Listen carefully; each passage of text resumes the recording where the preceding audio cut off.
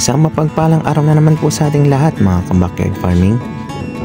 Sa nakikita nyo po, magandang panahon na naman po ang ibinigay sa atin ng ating Panginoong Dakila. Salamat sa Diyos. Nawa ay magtuloy-tuloy na po ang magandang panahon dito sa amin upang hindi na po maperwisyo ang aming mga alagang baboy. Ang ibabahagi po namin ngayon ay yung nagkaroon po kami ng problema dun sa dalawang biik. At yung isa nga po ay nagpaalam na.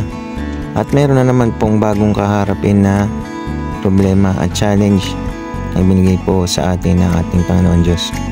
Pero bago po ang lahat, dito po muna tayo sa aming mini hardin, mga taniman ng gulay.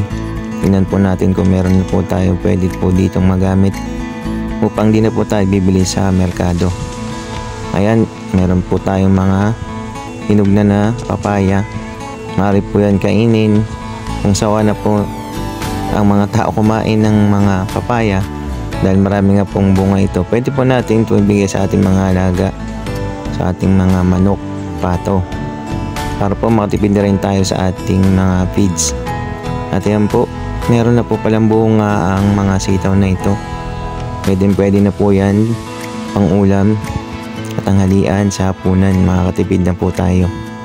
Salamat po sa Lord sa bigay niya po palaging blessing sa atin.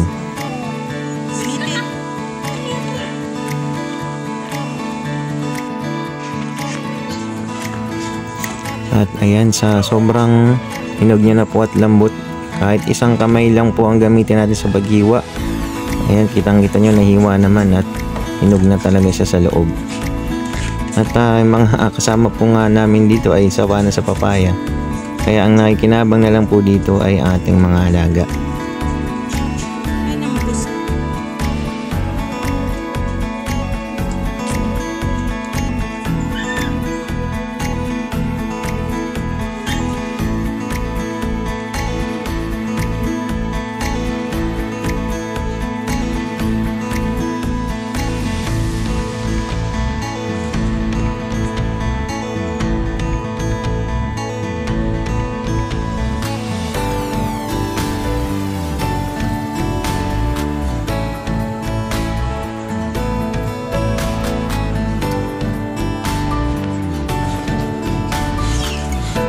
At dito na nga po tayo sa ating mga baboy naman po.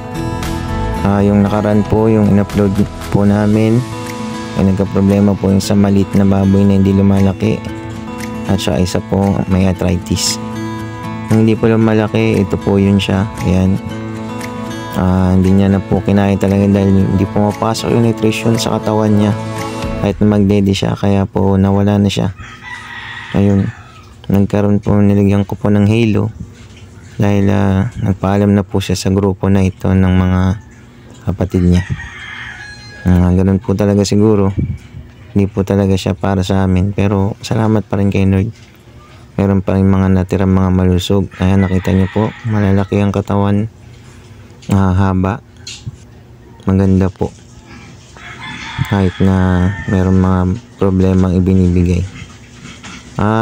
Nagbibigay din po pala kami niyan ng mga dahon-dahon na pagkain para matuto na rin sila at masanay ng Madre de Agua. Para po pag merienda time nila, pwede po hindi tayo magbigay ng feeds. Ang bibigay lang po natin ay Madre de Agua.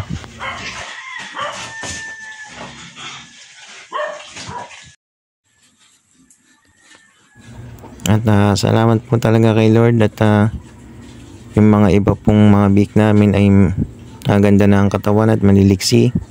Yan po, nakita nyo at naglalaro sila. Hindi po namin talaga akalain na makakasurvive yan sila dahil yung sa nakaraang bagyo po ay naapektuhan talaga sila nun.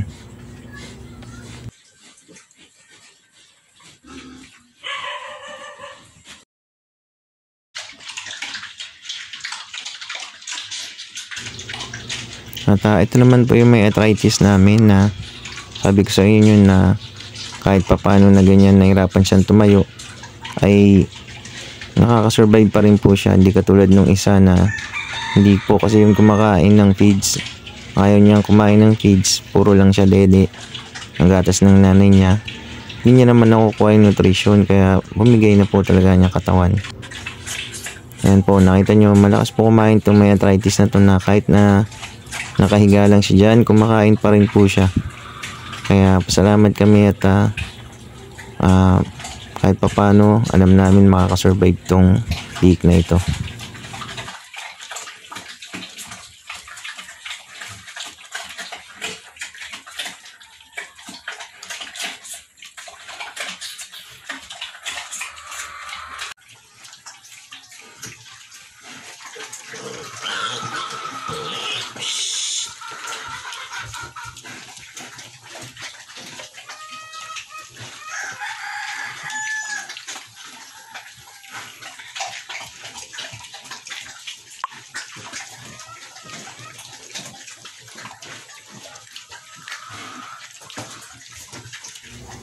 At nung nagpaalam po sa amin yung aming maliit na biik na iyan, meron na naman pong bagong problema na kaharapin kami, dahil meron po kaming isang biik na hindi po dumudumi, nag-bloated po siya.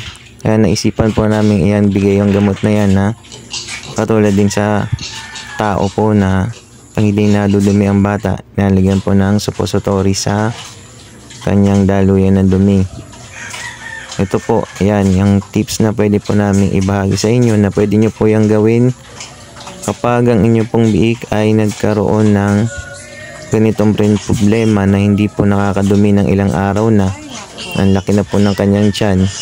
Siyempre, magkakaroon na naman po ng lagas sa ating mga alagang biik kung hindi po natin ito agapan. Ayan po ang ginawa namin, dahil 3 days or 4 days na siyang hindi nakakadumi. Sobrang malaki na yung kanyang tiyan. Kailangan po natin medication ng ganyan, para naman po ay tulungan natin ang ating biik. Dahil po, ayan, nakita nyo, ang laki ng kanyang tiyan, para pa mailabas niya po ang kanyang mga kinain. Although magkakaroon po ng problema pag nilabas niya, pero unti-unti po ay gagaling din. Yan po, yan. Huwag po natin kalimutan o gawin ng mga bagay na ganito sa ating mga alaga, dahil po tayo lang ang maggagamot sa kanila, walang iba. Lagi po nating obserbahan sila na maigi kung meron pong mga abnormalities na nangyayari, para po hindi malagasan ang ating mga alaga. At eto na po, makalipas ang mga ilang araw, papakita po namin yung nag-bloated na biik na nag-okay na po ang kanyang tiyan, at sigla na rin po siya.